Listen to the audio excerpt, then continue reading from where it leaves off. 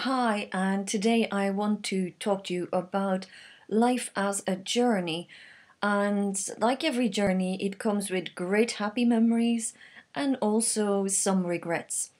In actual fact, in my book, Leading the Boss in the Mirror, I dedicated a chapter on loss and dealing with grief. And I came across a book. In fact, it was recommended to me by a good friend of mine, and the book is called The Grief Recovery Handbook. And I strongly recommend it if any of you have ever dealt with loss of any kind or even unfinished relationships, whether the person has moved away, whether they passed on, whether there was unspoken things that you had, whether you had to close down a business or failed at something. These are all moments that actually mirror the whole aspect of loss, but also the whole emotional range of mourning. So it's important to learn how to handle it and to learn that it's quite okay to have actual emotions attached to it. We all express our grief differently and personally, so nobody can tell you what to do. Only you know the answer to that.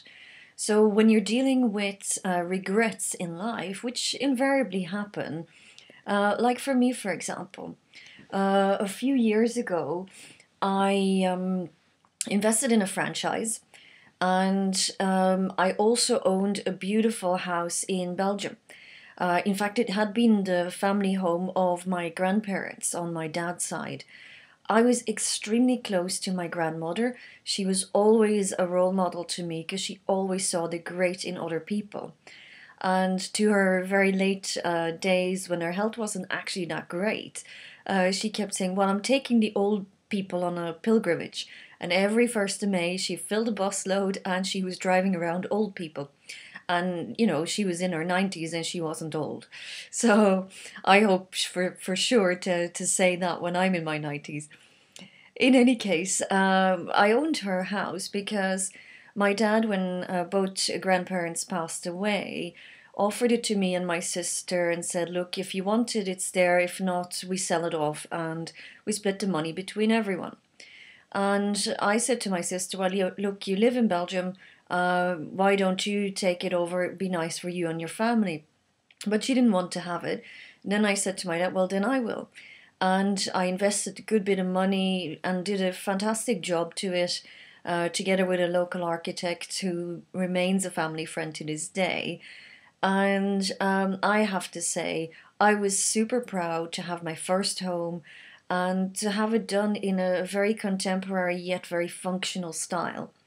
So it was a big regret to have to sell it because I made a mistake of investing in a franchise, A, when really I wasn't a franchise type person.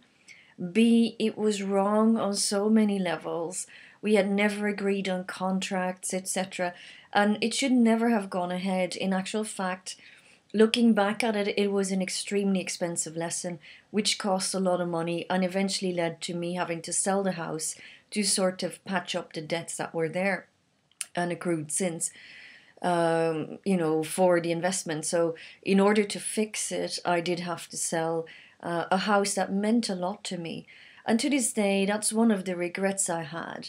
Now, over life, I also learned, and especially with moving to 4 different countries in the space of the last 3 years, I realized that, well, material possessions are not really that important.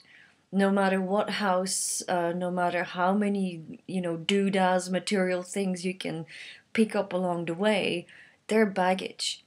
What's most important is the people, the relationships, and the journey itself, enjoying life and enjoying and, creating happy memories as much as possible and learning from those regretful moments.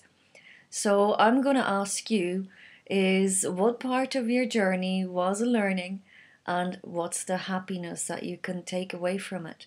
What are the great points that you can learn from it? Because selling my house, yes, it's regretful. And yes, to this day, I would love to have it back.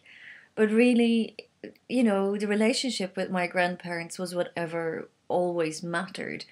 And, that's more important than any bricks and mortar. So, what's your learning that you can take away from any regret that you have?